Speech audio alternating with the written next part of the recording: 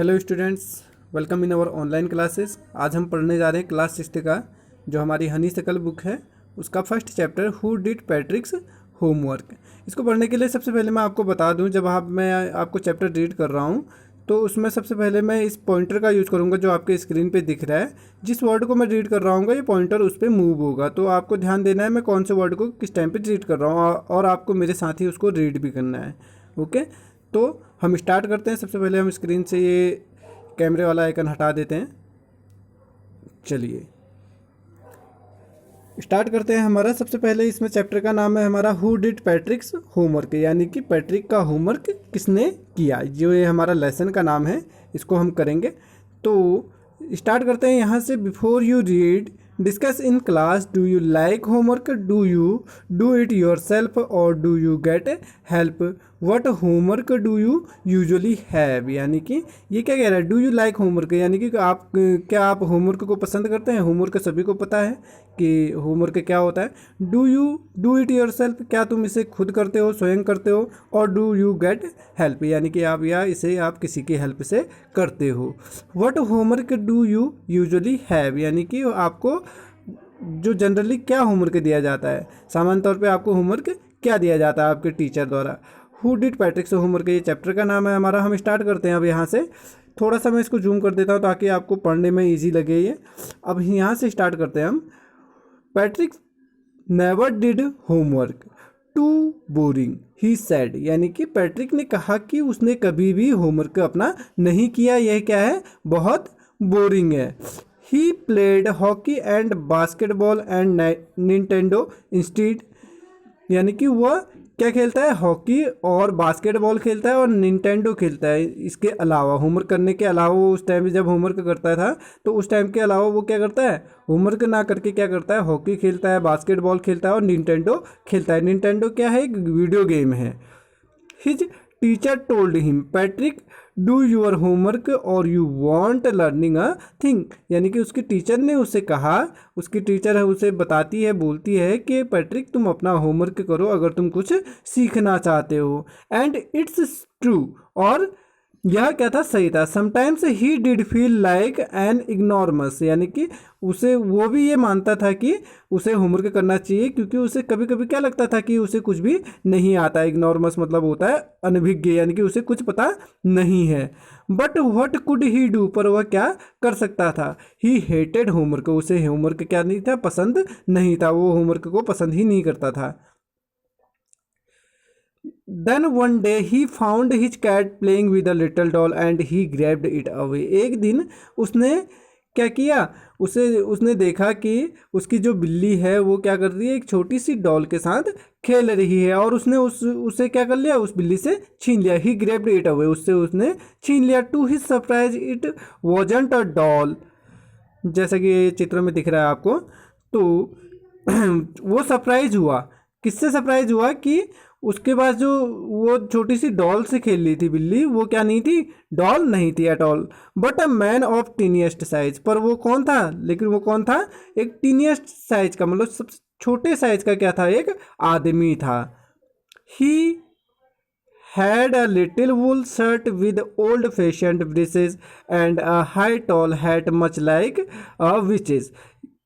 तो इसमें क्या है, उसने क्या पहना था, एक वुलन शर्ट पहनी थी जो ओल्ड फैशन थी और उस पर ब्रीचेस लगे हुए थे, और एक उसकी क्या थी, हाई टॉल हैट। उसने क्या पहना था, एक लंबी और टॉल हैट पहनी थी, लंबी उसने पहनी हुई थी। मच लाइक अ विचेस, मतलब जो विचेस मतलब क्या होता है, विच मतलब होता है तुम्हारा जादूगर, जो जादू टोना करते हैं, उस टाइप के वाले जो जादूगर होते हैं उनको वो इस टाइप की जो हैट है यहाँ पे वो पहने हुए था। ही येल्ड सेव मी, वह चिल्ला रहा था, वो चिल्लाया, सेव मी, मुझे बचाओ। Don't give me back to that cat, मुझे उस बिल्ली को वापस मत देना। यानी कि वो छोटा जो टीनिएस्ट स्मॉल साइज मैन था वो क्या क्या कर रहा था, चिल्ला रहा था कि मुझे उस बचाओ और उस बिल्ली को मुझे दोबारा मत देना। I will grant you a wish, I promise you that, यानी कि मैं तुम्हें प्रॉमिस करता हूँ कि मैं तुम्हें क्या करूँगा, एक विश दूंगा, यानी कि तुम क्या कर सकते हो, एक वरदान मांग सकते हो। अब आगे पढ़ते हैं हम। यहाँ पे पहुंचे हम पैट्रिक, थर्ड पैराग्राफ जो है, Patrick couldn't believe how lucky he was, यानी कि पैट्रिक को विश्वास नहीं हुआ कि वह कितना लकी है।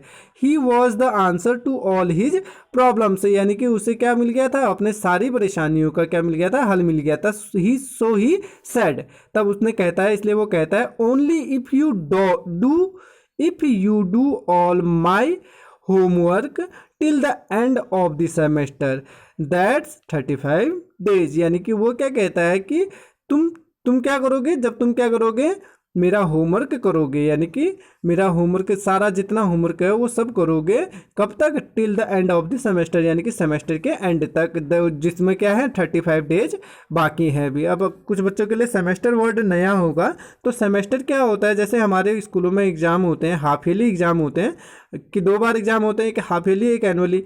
तो सेमेस्टर का मतलब होता है एक ईयर में 4 बार जब क्या होते हैं एग्ज़ाम होते हैं, यानी कि 3 मंथ के टाइम को हम सेमेस्टर कहते हैं कुल मिला के।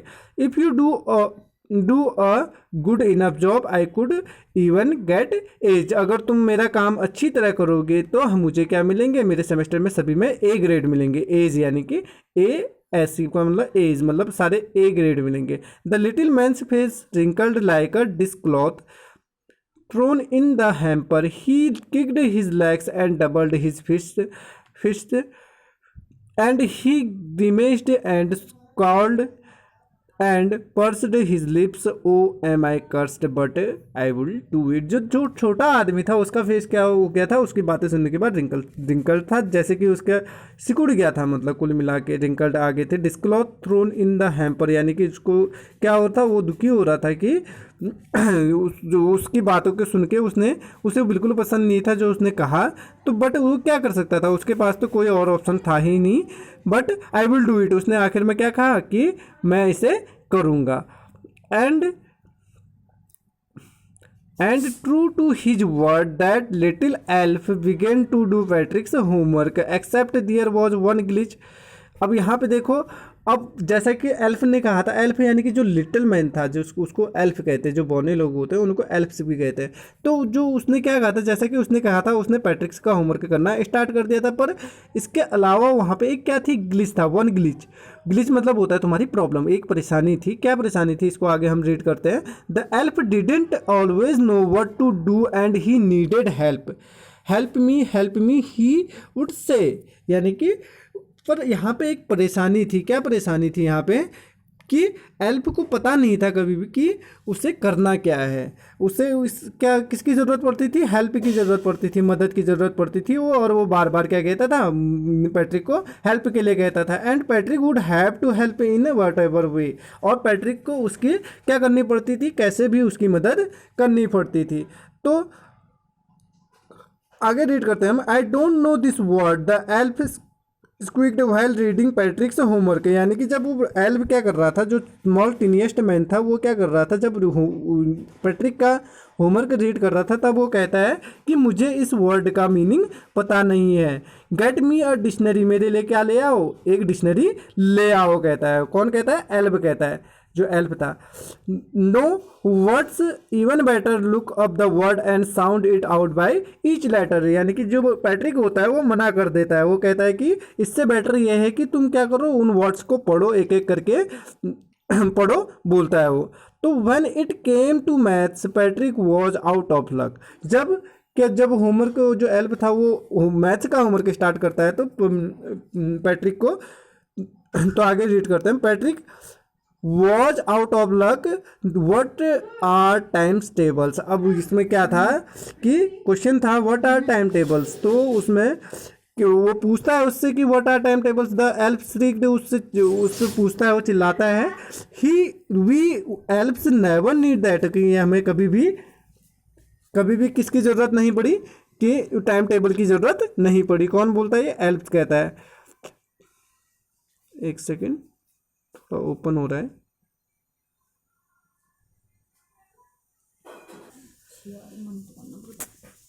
And addition and subtraction and division and fractions, उसमें क्या थे, और एडिशन, सब्सट्रैक्शन और डिवीजन और फ्रैक्शन की कभी उसको ज़रूरत नहीं पड़ी।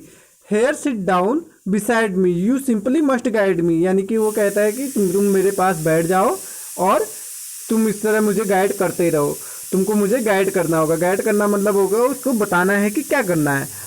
Else know nothing but of human history to them it's a mystery, यानी कि एल्फ्स जो थे वो ह्यूमन हिस्ट्री के बारे में, मतलब जो मानव के बारे में इतिहास था उसके बारे में कुछ भी नहीं जानता था, क्योंकि एल्फ्स के लिए ह्यूमन हिस्ट्री क्या थी, मिस्ट्री थी। मिस्ट्री मतलब होता है तुम्हारा रहस्य। ह्यूमन मानव इतिहास उनके लिए क्या था, एक रहस्य था। So the little elf already a shouter just got louder, यानी कि गो टू द लाइब्रेरी, वो क्या कहता है, चिल्लाता रहता है, बोलते रहता है उसको कि तुम जाओ लाइब्रेरी जाओ, आई नीड बुक्स, मुझे किताबें चाहिए, मुझे किताबें चाहिए, मोर एंड मोर बुक्स, यानी कि ज़्यादा से ज़्यादा किताबें, and you can help me read them too, यानी कि और तुम मेरी हेल्प उन्हें पढ़ने में भी कर सकते हो, क्योंकि एल्फ्स को कुछ तो पता नहीं था उसके, क्योंकि उसको कभी ज़रूरत ही नहीं पड़ी इस बारे में, तो इसलिए वो एल्फ्स को, वो पैट्रिक को कहता है कि जाओ मेरे लिए लाइब्रेरी से बहुत ज़्यादा से ज़्यादा किताबें लेके आओ और तुम मेरी उसमें हेल्प कर सकते हो उनको पढ़ने में। As a matter of fact, every day in every way that little elf was nag. Patrick was working harder than ever and was it a drag. He was staying up nights and had never felt so weary. Was going to school with his eyes puffed and bleary. अब देखो इसमें क्या हुआ, as fact of matter, as a matter of fact, यानी कि अंत में जो वास्तव में जो बात थी वो क्या हो रहा था, दिन प्रतिदिन क्या हो रहा था, जो लिटिल एल्फ था वो क्या हो रहा था, नैग हो रहा था। नैग मतलब वन हु ट्रबल समवन, यानी कि वो उसके लिए परेशानियां खड़ी कर रहा था। कौन, एल्फ। पैट्रिक बहुत ज़्यादा हार्ड वर्क कर रहा था, पहले से ज़्यादा हार्ड वर्क कर रहा था, और रात भर उठ के वो क्या कर रहा था, हार्ड वर्क कर रहा था, उसको समझा रहा था एल्फ को कि क्या करना है, यानी कि उसको पहले से ज़्यादा मेहनत करनी पड़ रही थी, और उसके कारण उसकी क्या हो गई थी, रात को उठने के कारण उसकी आंखें पफ्ड हो गई थी, मतलब वो जो क्या होता था, स्कूल में भी जाता था तो उसकी आंखें क्या रहती थी, सूजी हुई रहती थी। तो देखते हैं आगे। Finally the last day of school arrived and elf was free to go, यानी कि अंत में क्या हुआ, स्कूल का आखिरी दिन, मतलब जो सेमेस्टर का आखिरी दिन था वो आ गया था, और एल्फ को अब जाना था, एल्फ जाने के लिए अब फ्री था। As for homework there was no more, so he quite quietly and slyly slipped out the back door, यानी कि अब क्योंकि एल्फ के करने के लिए अब कोई भी होमवर्क नहीं बचा था, इसलिए वो क्या करता है, वो चुपचाप से और क्वाइटली, मतलब चुपचाप किसी को बताए बिना वो क्या कर देता है, बाहर चला जाता है पिछले दरवाजे। स्लिप्ड आउट मतलब होता है बाहर चले जाना, ठीक है। पैट्रिक गॉट हिज क्लासमेट्स वर अमेज्ड, यानी कि पैट्रिक को क्या मिले, सभी सब्जेक्ट में ए मिले, ए ग्रेड मिले। हिज टीचर, जो उसके क्लासमेट थे, हिज क्लासमेट वर अमेज्ड, उनको उसके क्लासमेट जो थे वो हैरान थे। His teacher smiled and were full of praise and his parents they wondered what had happened to Patrick.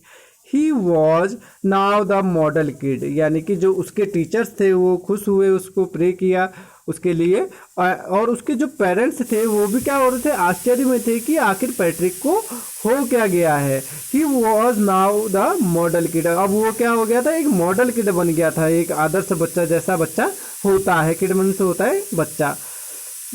Cleaned his room, did his course, was cheerful, never rude, like he had developed a whole new attitude, यानी कि वो क्या करता था, अब एक model kid बन गया था, अपने रूम को साफ रखता था और अपने काम को खुद करता था, और दूसरों को चेयरफुल रहता था, दूसरों को क्या नहीं करता था, हर्ट नहीं करता था, और नेवर रूड, कभी भी दूसरों से क्या नहीं होता था, गुस्सा नहीं होता।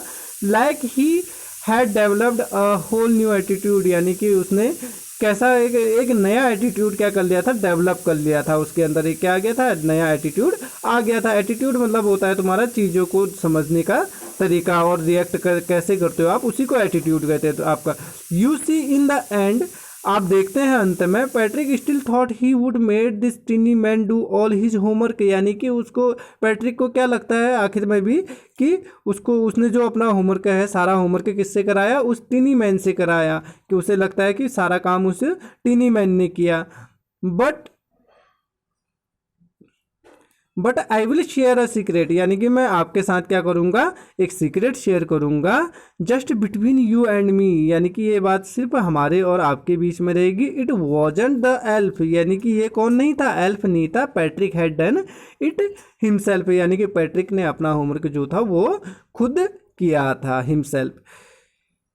अब यहीं इसी के साथ हमारा ये चैप्टर कंप्लीट होता है। इसको आप दोबारा से अगर कहीं पे अगर आपको लगता है कि आपको दोबारा पढ़ना चाहिए, इसको आप दोबारा से रीड कर सकते हैं और हर एक वर्ड का मीनिंग आप समझ जाएंगे। सबसे पहले आपको मैंने पूरे वर्ड मीनिंग में इस अगर यहाँ से देखें तो यहाँ से वर्ड मीनिंग हमारे स्टार्ट हो रहे हैं, जहाँ से वहाँ से आप देखेंगे कि कुछ वर्ड्स हैं हमारे, उन वर्ड्स को आप क्या करेंगे, उनकी मीनिंग भी लिखेंगे।